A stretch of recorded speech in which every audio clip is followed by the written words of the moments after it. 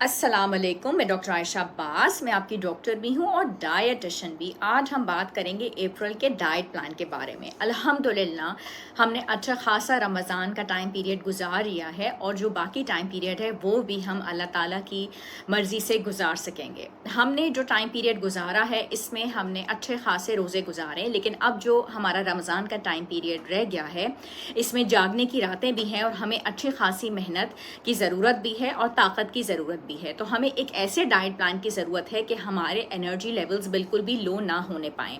इसके लिए हमें एक ऐसी डाइट प्लान की ज़रूरत है जिसकी वजह से हम टाको टोबन भी रह सकें, कामकाज भी कर सकें और हमारे एनर्जी लेवल्स बिल्कुल ड्रेन ना होने पाएँ।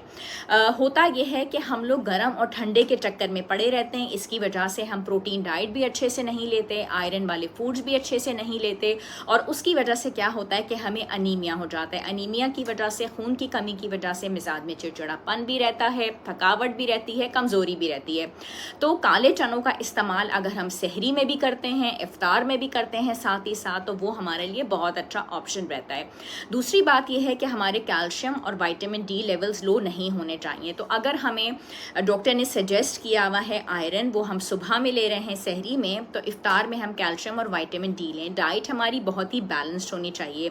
बेरीज का इस्तेमाल, खरबूजे का इस्तेमाल, तरबूज का इस्तेमाल सहरी और इफ्तार दोनों में बहुत अच्छा रहेगा। तो हमारे विटामिन सी लेवल्स भी बहुत अच्छे रहेंगे, इम्यून सिस्टम बहुत अच्छा रहेगा।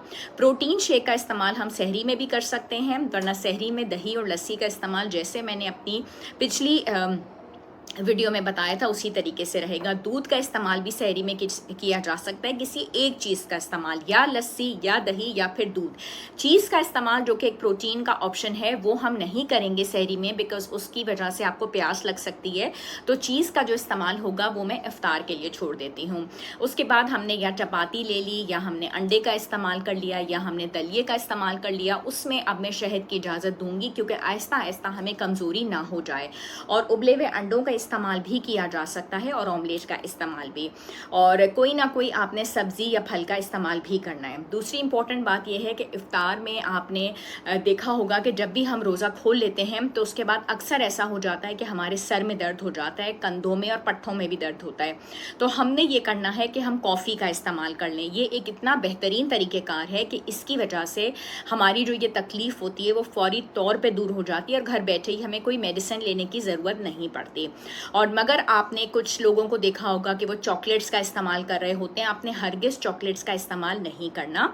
जो ख़वातीन पोस्टपार्टम यानी कि बच्चे की पैदाइश के बाद भी रोज़ा रख रही होती हैं, तो उनके लिए भी बताना ये ज़रूरी है कि उनको फटीग हो जाती है या वो रोज़ा रखना चाहती हैं मगर रख नहीं पाती, तो उनके लिए ये ज़रूरी है कि वो बाद में भी जो है वो दूध का इस्तेमाल करें, सुबह सहरी के अंदर भी और इफ्तार में भी, ताकि उनको फटीग ना हो, ज़हनी थकन भी ना हो। कुछ हमारे बुज़ुर्ग जो हैं वो पंजीरी बना कर देते हैं ख़वातीन को, स्पेशली जिनके यहाँ बच्चे की पैदाइश हुई होती है।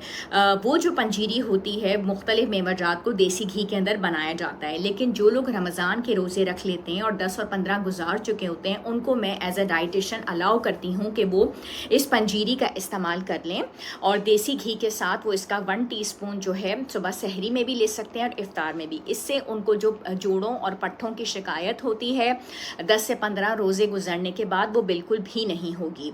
और प्रोटीन का इंटेक जिस तरह सहरी में मैंने अंडों के साथ बताया, उस तरह इफ्तार में आपने खजूर के बाद और काले चनों का इस्तेमाल, ताकि आपके आयरन का इंटेक बहुत अच्छा रहे।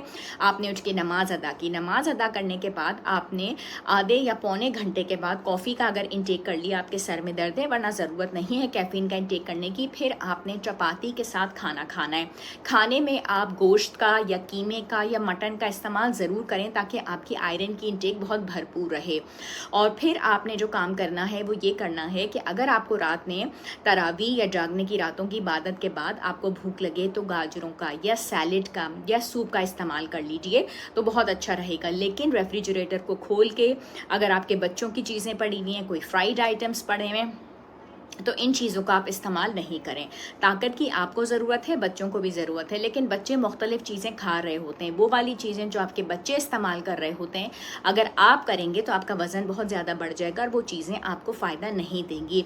बहुत ज़्यादा कैल्शियम सप्लीमेंट्स लेने की वजह से स्टोन्स हो सकते हैं, तो कैल्शियम को लेने के लिए ये बहुत बेहतर है कि आप उसकी ताकत को दूध के ज़रिए लीजिए, दही के ज़रिए लीजिए, और रोज़ा खोलने के हर घंटे के बाद आपको 1 से 2 गिलास पानी का इस्तेमाल करना है।